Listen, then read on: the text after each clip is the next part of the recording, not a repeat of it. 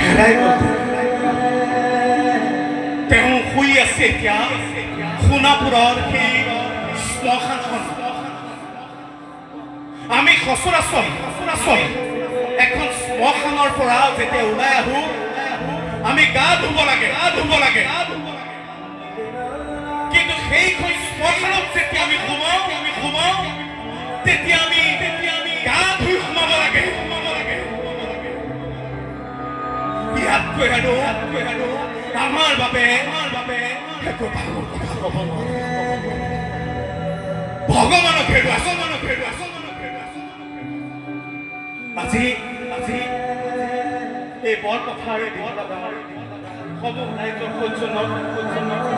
চতুৰ্থ বাৰ্ষিক ৰঙালী বিহু সন্মিলন এই পবিত্ৰ মঞ্চৰ